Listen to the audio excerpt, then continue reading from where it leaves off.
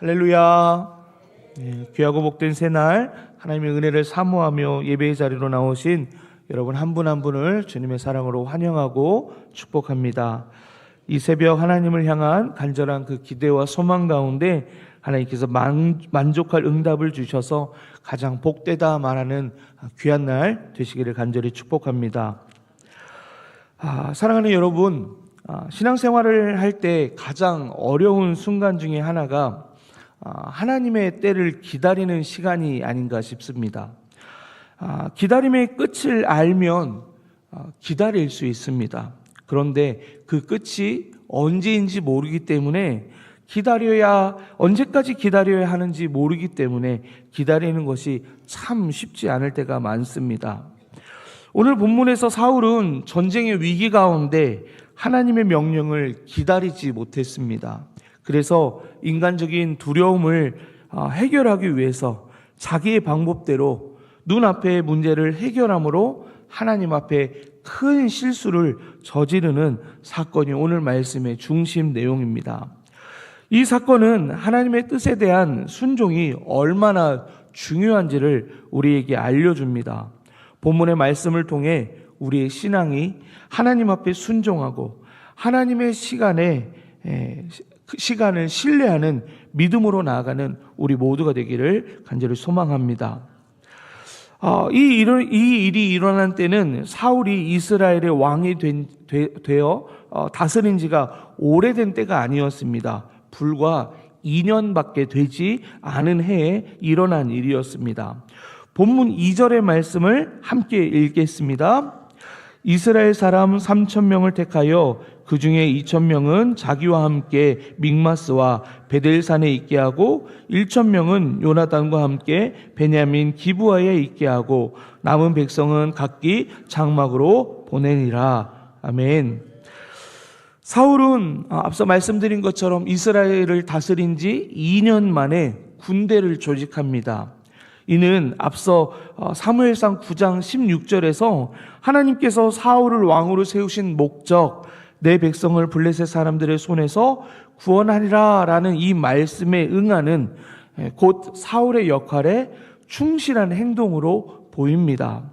그런데 이 모습이 다른 한편으로는 어떻게 해석이 되냐면 하나님께서 군대 조직을 만들어라 라는 특별한 언급이 없었기 때문에, 특별한 하나님의 말씀이 없었기 때문에 사울에게 하신 것을 볼 수 없었기 때문에 이 군대 조직이 사울의 독단적인 행동으로 짐작될 수 있다는 겁니다.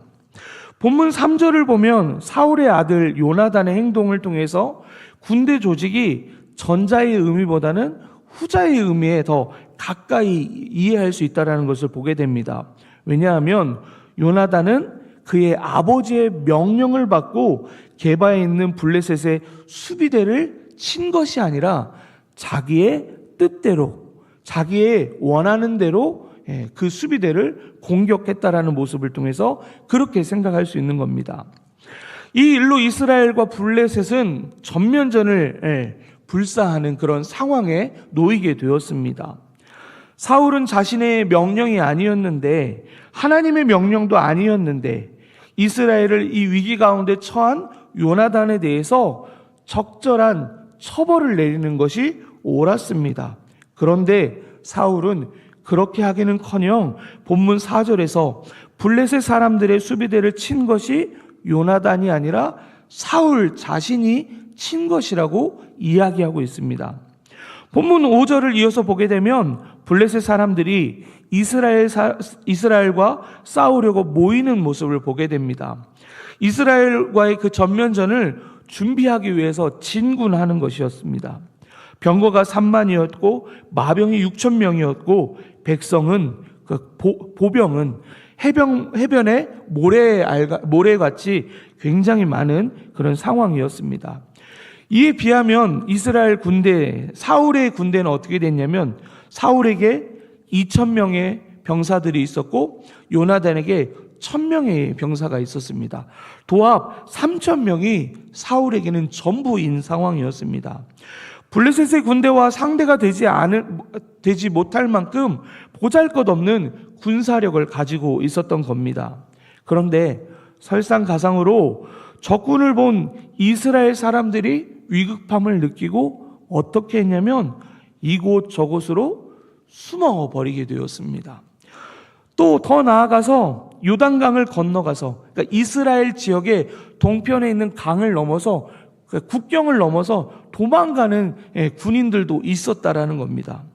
그래서 사울에게는 이제 3,000명의 사람이 아니라 고작 600명밖에 남지 않은 상황이 된 것입니다. 거기에 하나님 앞에 도움을 구하는 제사를 드려줄 사무엘까지도 기한이 됐는데도 불구하고 오지 않는 상황이었기 때문에 사울은 너무나 큰 위기 가운데 있게 되었습니다. 이 위기를 극복하기 위해서 사울이 택한 것이 있습니다. 그것은 상황보다 크신 하나님을 보아야 하는 것입니다. 사사시대의 많은 전쟁들을 보면 이 전쟁이 수가 많아서 이기는 전쟁이 아니었다라는 것을 우리는 보게 됩니다. 대표적인 전쟁이 기드온의 300용사와 미디안의 전쟁이 바로 그렇습니다. 앞서 여호수아가 여리고성을 점령할 때 어떻게 했죠? 하나님의 명령에 따라서 그 성을 돌기밖에 한 것이 없었습니다. 그리고 마지막에 함성을 질렀을 때 그 무너지지 않을 것 같은 여리고성이 무너지는 사건을, 기적을 보게 되었던 것입니다. 위기를 넘어서는 비결, 그 비결은 우리의 능력이나 조건이 아니라는 것을 기억하시기 바랍니다. 하나님은 하나님을 전심으로 찾고 의지하는 사람들에게 하나님의 무한한 능력으로 우리에게 은혜를 베풀어 주십니다. 그래서 우리의 승리는 다른 어떤 것에 있는 것이 아니라 오직 하나님께만 있다라는 것을 믿으시기 바랍니다. 하나님께서는 오늘 우리에게 인간적인 계산이 아니라 하나님을 절대적으로 신뢰하는 믿음을 요구하십니다. 이 사실을 모르면 엉뚱한 짓을 하게 됩니다. 스스로의 방법으로 문제를 해결해 보려고 합니다. 본문 9절을 보면 사울은 직접 사울에게 주어지지 않은 그 권한을 사용해서 번제를 드리게 됩니다.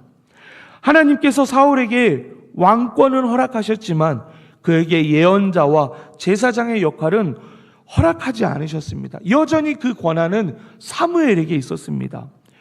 하나님의 때를 기다리지 못하고 스스로의 구원을 이루기 위해 사울은 하나님의 명령을 어겼던 것입니다. 우리도 이런 유혹을 받을 때가 참 많이 있습니다. 경제적인 문제가 생겼을 때, 사람들과의 관계가 어려워졌을 때 이 일들을 풀어가시는 하나님의 때를 기다리지 못하고 우리의 방법을 찾으려고 할 때가 너무 많다라는 겁니다. 사랑하는 여러분, 하나님은 우리의 상황보다 크신 분이라는 것을 잊지 마시기 바랍니다. 우리의 삶의 문제를 해결해 주시는 것은 우리가 아니라, 우리의 일이 아니라 하나님을 신뢰하며 순종하는 것이 우리의 일이라는 것을 기억하시기 바랍니다.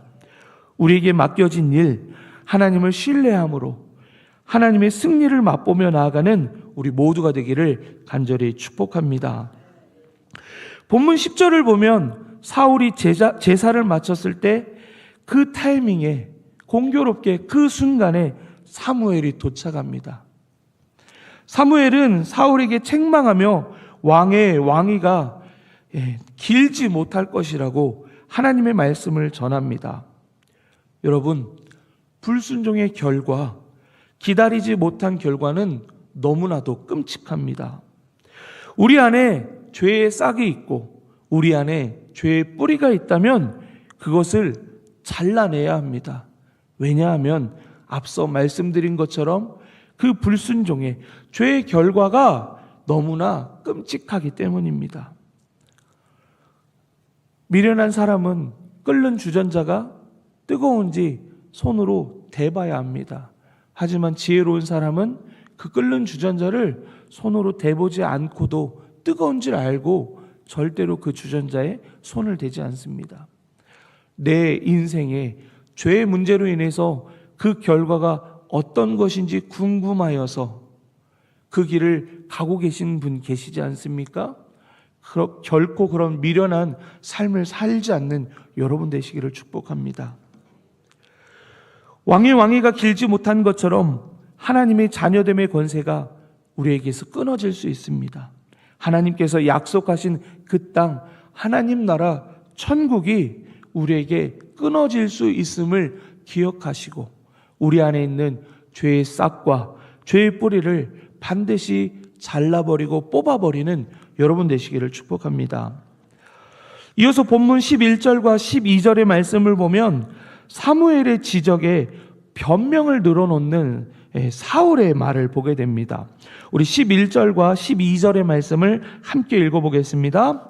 사무엘이 이르되 왕이 행하신 것이 무엇이냐 하니 사울이 이르되 백성은 내게서 흩어지고 당신은 정한 날에 오지 아니하고 블레셋 사람은 믹마스에 모였음을 내가 보았으므로 이에 내가 이르기를 블레셋 사람들이 나를 치러 길갈로 내려오겠거늘 내가 여호와께 은혜를 간구하지 못하였도다 하고 부득이하여 번제를 드렸나이다 하니라.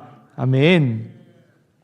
백성들은 겁을 먹어 흩어졌고 사무엘은 시간이 되어도 오지 않고 블레셋의 공격은 임박해 오는 상황에서 부득이 번제를 드릴 수밖에 없었다고 사울은 변명합니다. 요한 1서 1장 9절의 말씀을 보면 만일 우리가 우리의 죄를 자백하면 그는 미쁘시고 의로우사 우리 죄를 사하시며 우리를 모든 불의에서 깨끗게 하실 것이오 라고 말씀합니다. 우리는 하나님 앞에 우리의 잘못에 대하여 변명하는 것이 아니라 솔직하게 자백해야 합니다. 그러면 하나님은 우리의 죄를 사하시고 우리를 그 모든 불의에서 깨끗하게 하실 것입니다. 하나님은 사울을 바로 망하게 하셨느냐? 왕위에서 바로 내려오게 하셨느냐? 그렇지 않습니다. 그가 돌이킬 수 있는 시간을 주셨습니다. 오늘 우리에게 허락한 이 시간이 유예 기간이라고 하면, 하나님이 주신 유예 기간이라고 하면 반드시 돌이켜야 할 것입니다. 무엇인가 잘못한 아이들의 특징이 있습니다. 그 특징이 무엇이냐면 숨기려고 하고요, 도망치려고 합니다. 제가 아이들을 키우면서 그런 모습들을 아이들에게서 보게 됩니다. 그러면 그때마다 제가 아이들에게 해주는 말이 있습니다. 무슨 말이냐면, 도망가면 너와 나의 관계는 끝이 난다. 하지만 도망가지 않고 너가 내 품으로 오면 용서받을 수 있다. 내가 잘못한 것 같으면 피하려고 하지 말고 아빠한테 달려와라. 그러면 아빠가 용서해 줄게. 이렇게 얘기했더니 우리 아이들 조금만 잘못하면 저한테 달려오더라고요. 그런데 그 달려오는 제 품 안에 안긴 아이들 어떻게 혼낼 수 있겠습니까? 오늘 하나님 앞으로 즉시로 달려가는 여러분 되시기를 축복합니다. 그러면 하나님께서 여러분을 향하여 이놈 너 혼 좀 나보자 이러시지 않고 사랑으로 품어주시며 회복의 은혜 가운데 다시금 살아갈 수 있도록 여러분의 인생을 회복시켜 주실 것입니다. 본문 15절부터 마지막 내용을 보면요, 이제 시간이 얼마 남지 않아서 빨리 제가 정리를 해드리겠습니다. 블레셋은 강한 군대가 있었습니다. 이스라엘의 열악한 상황과 대비되는 상황입니다. 대장장이조차도 이스라엘에는 없어서 사울과 요나단만 칼과 창이 있는 그런 상황을 가지고 있었습니다. 그러나 우리의 전쟁에 우리에게 속한 것이, 우리의 전쟁은 우리에게 속한 것입니까? 하나님께 속한 것입니까? 우리의 전쟁은, 우리 인생 가운데 만나는 수많은 전쟁들은 나에게 속한 것이 아니라 하나님께 속한 것입니다. 그러면 우리 인생 가운데 도저히 이 전쟁을 이길 수 없는 그 상황 가운데 반전의 역사를 누가 일으키냐? 하나님입니다. 그 하나님을 믿고 오직 내 삶의 전쟁과 같은 그 일들을 하나님께 맡기며 나가는 여러분 되시기를 간절히 축복합니다. 사랑하는 여러분, 오늘 13장의 말씀 가운데 사울은 이스라엘의 리더였습니다. 지도자. 오늘 이 새벽에 이곳에 나오신 여러분들은 각 가정의 지도자, 리더, 책임자가 아닌가 싶습니다.